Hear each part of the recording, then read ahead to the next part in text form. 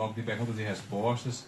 E queremos mais uma vez lembrar vocês dos telefones da rádio: 3339-3090, 3339-1422, 987996121, o WhatsApp do programa Encontro com Deus, 99633-7673, e também o Facebook, a SEVPM. Então, meios de você se comunicar com a gente não falta para você nessa noite fazer sua pergunta bíblica. E nesse momento, pastor Hamilton, até o momento só chegou uma pergunta bíblica para o senhor nessa noite, tá certo? Mas vamos fazer a pergunta da nossa irmã Dora, do Sítio Estreito, que ela deixou, e esperando que chegue mais algumas perguntas para o senhor. Se não chegar, nós já temos algumas preparadas aqui para o senhor, para nós tratarmos alguns assuntos nessa noite, e tenho certeza que vai abrir a mente dos nossos ouvintes para que eles também possam fazer algumas perguntas sobre o tema, tá certo? Amém. Nossa irmã Dora, do Sítio Estreito, ela quer que o senhor explique aqui Mateus 24, os versículos 19 e 20, que trata sobre a grande tribulação. E aí o 19 e 20 diz assim: ai das que estiverem grávidas e das que amamentarem naqueles dias. Orai para que a vossa fuga não se dê no inverno nem no sábado. Muito bem. O texto em si, todo o capítulo 24, vai tratar de responder as questões que os discípulos fizeram a Jesus a respeito do fim, de quando seria a destruição do templo, de quando seria também a consumação dos séculos e o sinal da vinda do Senhor. Então o Senhor Jesus sai esclarecendo passo a passo o que vai acontecer. E nesse tempo que ele está falando sobre isso, discorrendo, ele pede para que todo mundo fique atento aos sinais do fim dos tempos. E aí ele diz que muitos virão em nome dele, dizendo que é o Cristo, e vão enganar muitos. Isso já acontece desde tempos remotos. Também ele fala que haverá guerras e rumor de guerra. Vai haver também nação se levantando contra nação, reino contra reino. Vai haver fome, peste, terremoto em vários lugares. Tudo isso é só o princípio. Depois, eles serão atribulados e matarão eles, serão odiados de todas as nações por causa do nome de Jesus. Isso quer dizer que a igreja será perseguida no final de tudo. Os crentes serão odiados de todos por causa de Jesus Cristo. Aí, nesse tempo dessa perseguição toda, muitos vão se escandalizar, vão trair, vão odiar uns aos outros. E vai se levantar muitos falsos profetas que vão enganar muitos. E por se multiplicar a iniquidade, o amor se esfriará de quase todos.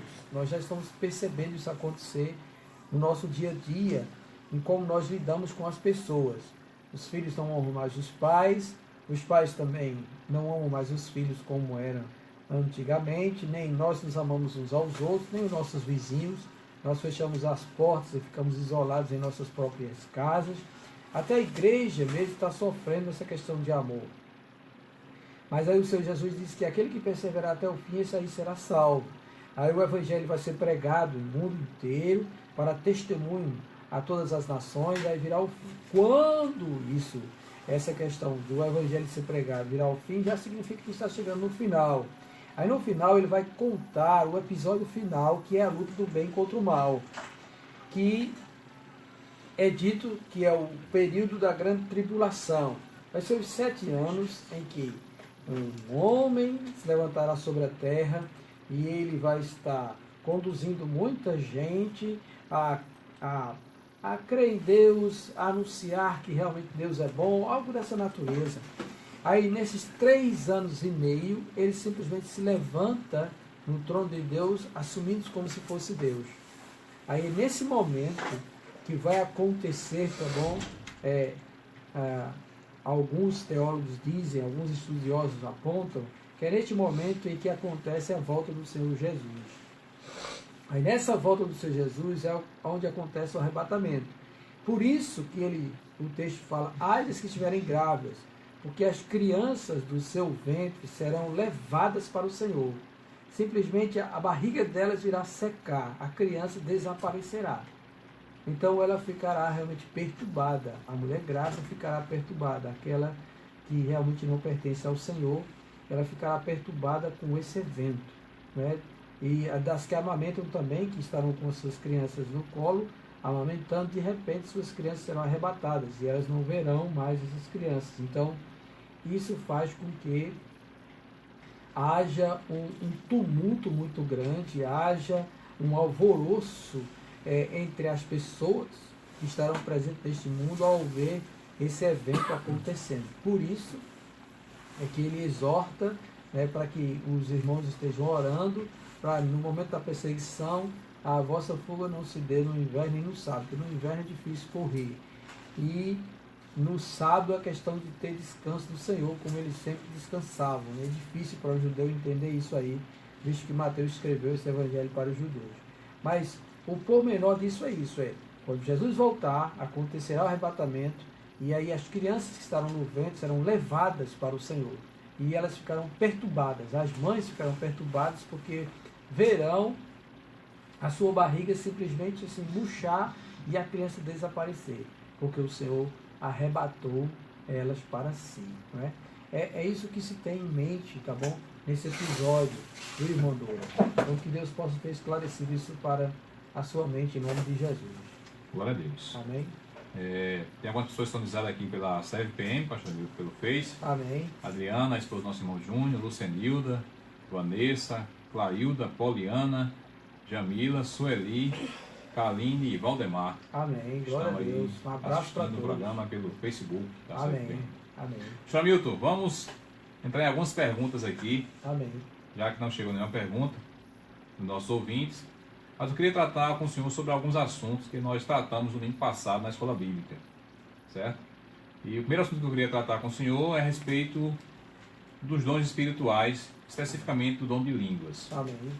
E aí eu queria ler o texto que o senhor leu conosco domingo pela manhã, a respeito de Atos capítulo 2, que é justamente a descida do Espírito Santo.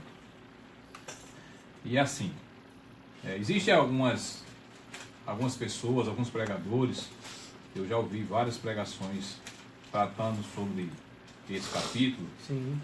Que ele diz que o que foi derramado aqui sobre aquelas pessoas que estavam ali reunidas, os discípulos e outras pessoas que estavam ali reunidas, Maria era uma delas também que estavam Sim. naquele lugar, foi a questão do dom de línguas, aquelas pessoas que se encontravam ali.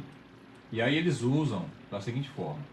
Eu vou ler aqui alguns capítulos para a gente entender. Capítulo 2, versículo do 1 ao 4. Ao cumprir-se o dia de Pentecostes, estavam todos reunidos no mesmo lugar. De repente, veio do céu um som, como de um vento impetuoso, e encheu toda a casa onde estavam assentados.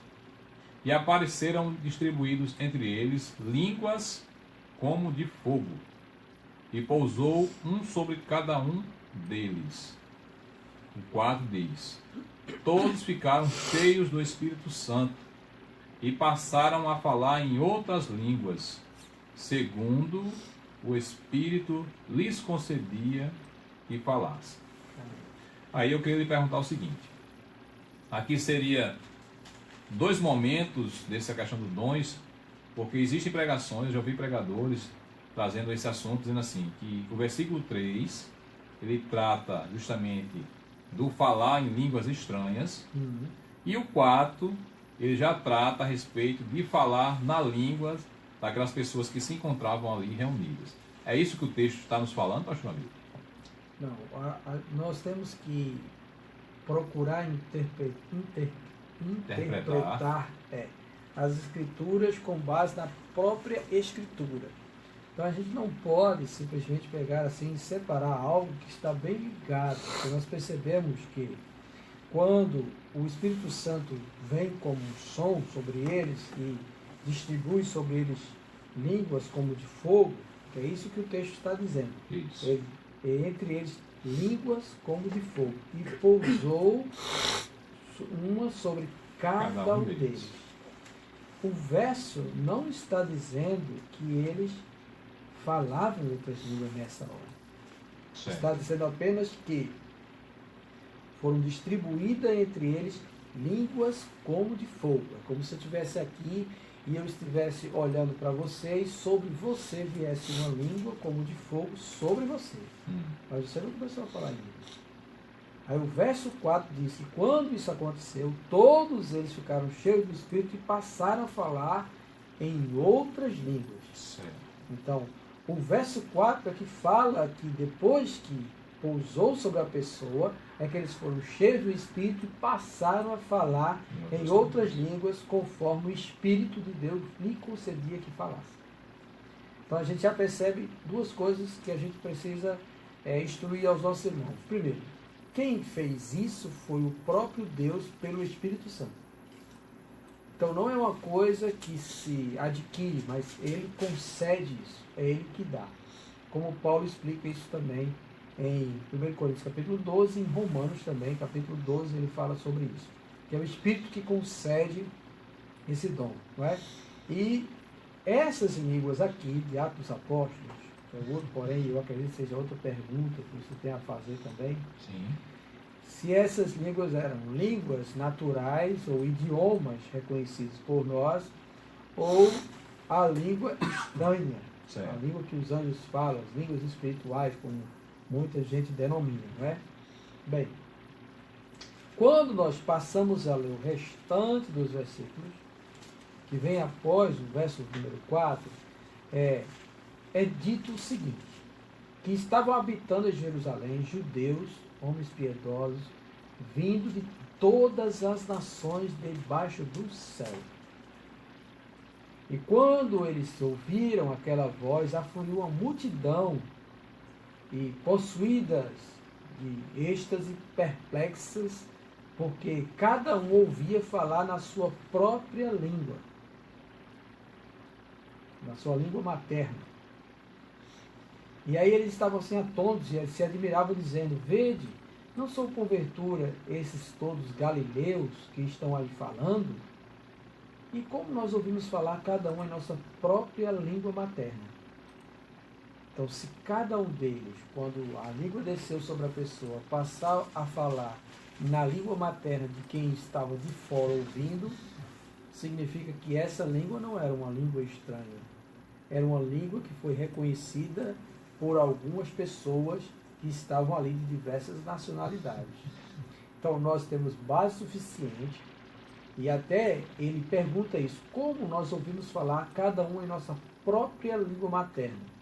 Nós somos partos, medos, elamitas e os naturais da Mesopotâmia, Judéia, Capadócia, Ponto e Ásia, da Frígia, Panfilha, do Egito, das regiões da Líbia, nas imediações de Cirene, os etíopes e romanos que aqui residem, tanto judeus como prosélitos, cretenses e arábios. Como os ouvimos falar em nossas próprias línguas as grandezas de Deus. Todos ficaram atônitos com isso, interpelavam uns aos outros. O que queria dizer isso? E uns zombavam dizendo que eles estavam embriagados, alguma coisa assim. E aí Pedro começa o seu discurso. Então nós percebemos pelo próprio texto, que o texto está dizendo que naquele momento que o Espírito Santo veio, aquelas pessoas que receberam as línguas como de fogo, passaram a falar no idioma de outras pessoas que estavam ali em Jerusalém, e que essas pessoas passaram a ouvir esses que estavam em oração no cenáculo falar na sua língua materna as grandezas de Deus. Então nós temos aqui um texto que fala que em Atos dos Apóstolos, capítulo número 2, as línguas que foram faladas eram idiomas naturais, inteligíveis, entendíveis por outros seres humanos de outras nações. Explicando bem básico assim, para que os irmãos, nossos ouvintes possam entender, é como se, por exemplo, estivéssemos nós, brasileiros, digamos, cerca de 120 brasileiros em um cenáculo orando a Deus.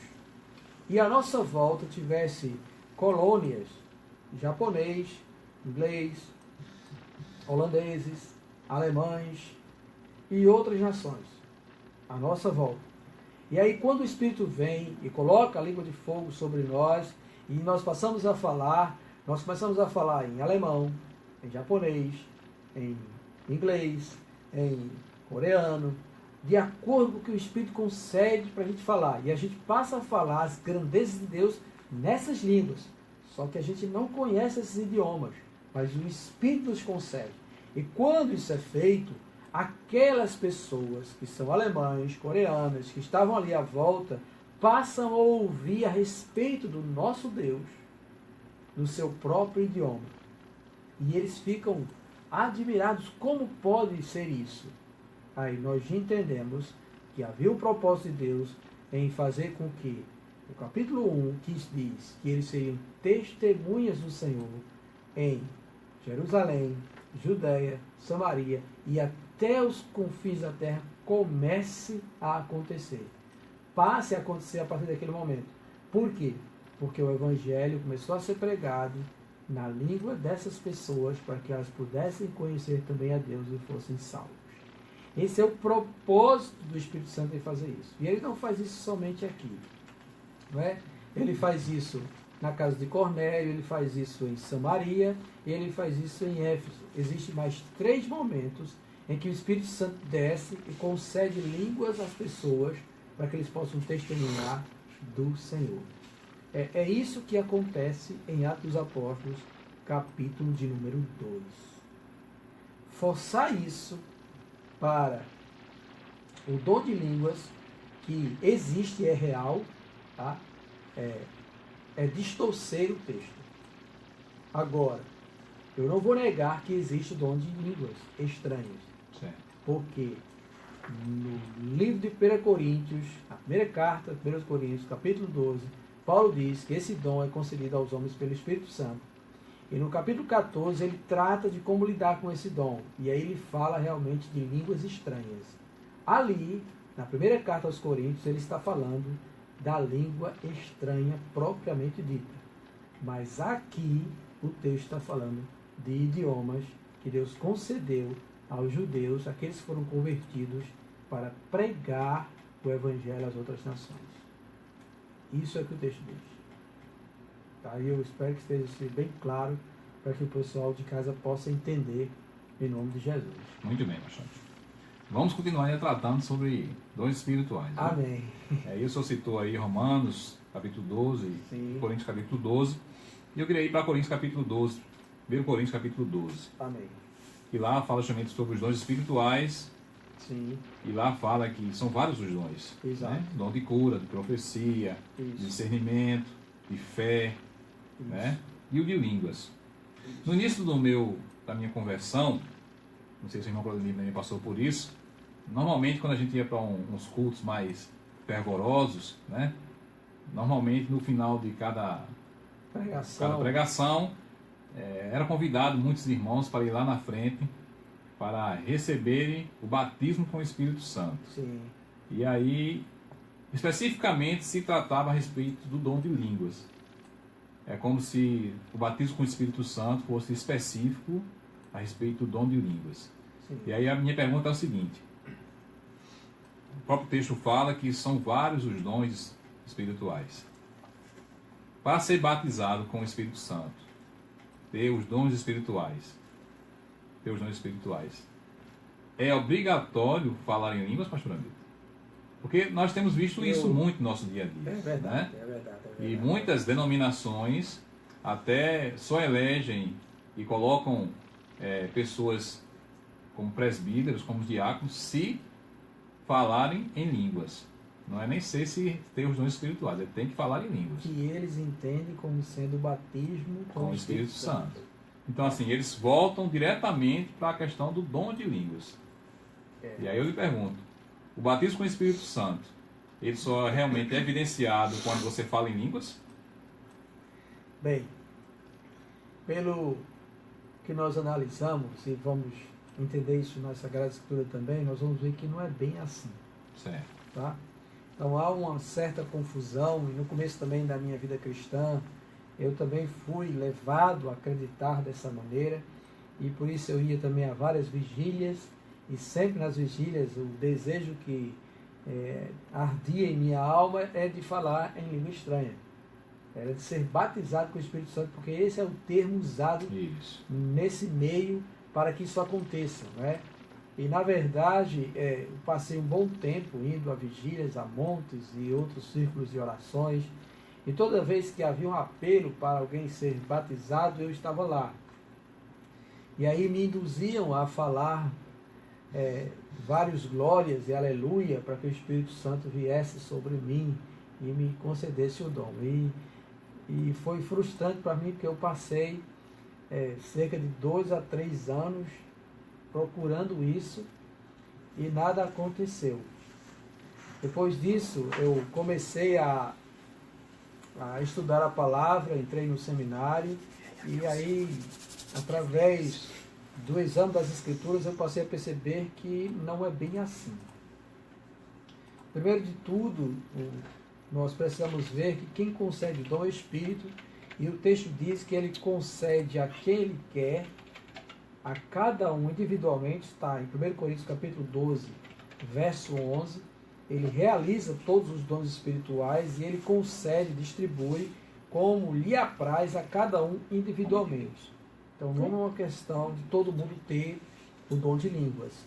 Só vai ter aquele que o Espírito Santo conceder. Isso não impede de eu orar buscando acontecer. Pode acontecer, mas também pode não acontecer. Isso é segundo a vontade dele. Nós percebemos também que o termo batismo com o Espírito é usado por Paulo também em outras cartas, como a carta de Efésios. Ele disse que nós somos batizados em um só Espírito. Todos nós somos batizados em um só Espírito. Mas nem todos nós falamos em língua. Então eu não posso tratar isso como uma exclusividade para quem fala em outras línguas. Não. Batismo do Espírito Santo é uma coisa que todo crente genuíno experimenta, diferentemente de receber os dons. Sim. Então, todo aquele que crê no Senhor Jesus de forma genuína e verdadeira, que nasceu de novo, ele é batizado com o Espírito Santo. Esse foi o batismo que João Batista anunciou que Jesus viria trazer. Né? Eis aí o Cordeiro de Deus, aquele que batiza com o Espírito, vem após mim. E é isso que Jesus faz. Então, aquele que nasce de novo, ele é batizado com o Espírito Santo. Se o Espírito Santo quiser, ele vai lhe conceder algum dom, como estes, ou outros dons que não estão escritos aqui em 1 Coríntios 12, mas estão em Romanos, capítulo 12, e também estão na primeira carta de Pedro, capítulo 4, onde existem certos dons espirituais ali também. Então, pode ser que você seja agraciado com o dom de línguas, e pode ser que não. Julgar uma pessoa ser batizada com o Espírito Santo pelo dom de língua está errado, equivocado.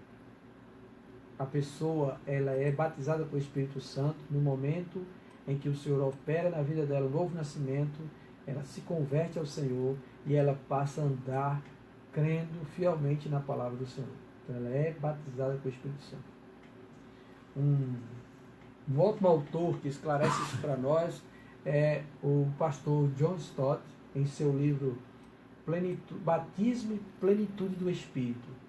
Ele simplesmente esclarece tudo isso, tirando toda dúvida a respeito do batismo do Espírito Santo e o dom de língua, e a relação que eles têm. Não é? A relação que eles têm. Então, dom de língua é uma coisa, batismo com o Espírito Santo é outra. O batismo com o Espírito Santo acontece antes dos dons. Acontece no novo nascimento, no encontro que a pessoa tem com Jesus Cristo.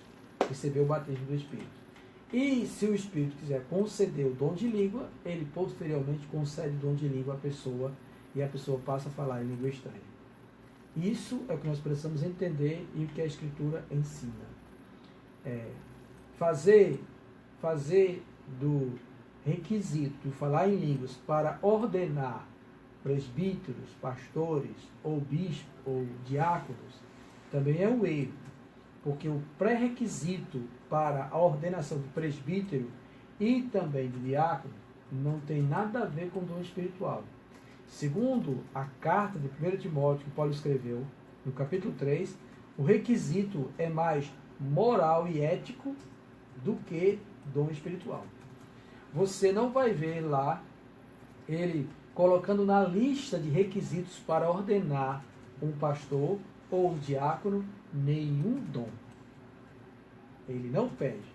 Para ser pastor, ele tem que ter o dom do discernimento, ele tem que ter o dom de outras línguas, ele tem que ter o dom de profecia. Você não vê. O que vê é que ele seja irrepreensível, marido de uma só mulher, que ele seja honesto, hospitaleiro, que ele seja amigo do bem, que não seja dado à avareza, apegado às riquezas, que ele seja uma pessoa que tenha bom testemunho de fora. Isso é integridade e caráter. Isso é o que deve ser levado em conta na eleição de presbíteros, de pastores e de diáconos na igreja do Senhor Jesus Cristo. Nós temos que ser bíblicos e temos que andar assim. Amém? Louvado seja Deus. Nós vamos Amém. para o nosso intervalo. Amém. Daqui a pouco nós voltamos, continuando com o bloco de perguntas e respostas em nome de Jesus. Amém.